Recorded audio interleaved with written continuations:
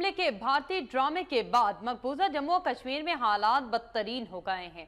भारतीय फौज ने निहत्ते मासूम कश्मीरियों को दहशतगर्द करार देकर शहीद करना शुरू कर दिया है, जबकि वादी में भारतीय फौजी दरिंदे भूखे भेड़ियों की तरह दंदनाते फिर रहे हैं।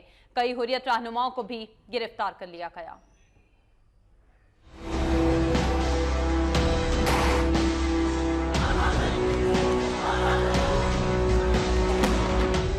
उड़ी हमला ड्रामे के बाद भारतीय फौज ने कश्मीरियों के खिलाफ बर्बरियत का नया मुहाज खोल रखा है। वादी में भारतीय दहशतगर्दों की बर्बरियत और वहशियाना कार्रवाइयां इंतहा को पहुंच गईं। कश्मीरियों पर उनकी अपनी ही रियासत में जिंदगी दुश्वार कर दी गई।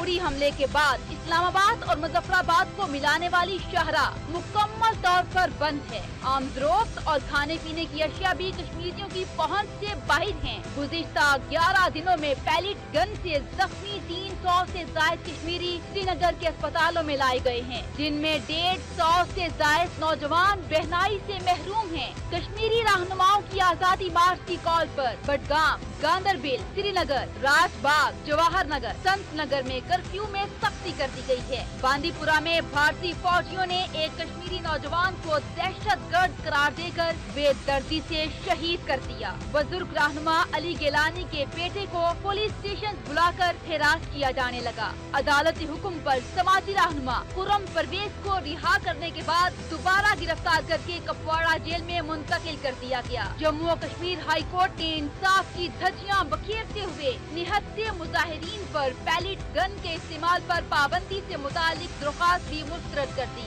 वादी में हुर्रियत रहनुमाओं की नजरबंदी बरकरार है। पुलवामा और शुपिया में भी हुर्रियत रहनुमाओं के घरों पर छापे मारे जा रहे हैं, जबकि तराल में मुजाहिद शब्बीर अहमद सलाही समेत दीगर हुर्रियत रहनुमाओं को गिरफ्तार कर लिया गया।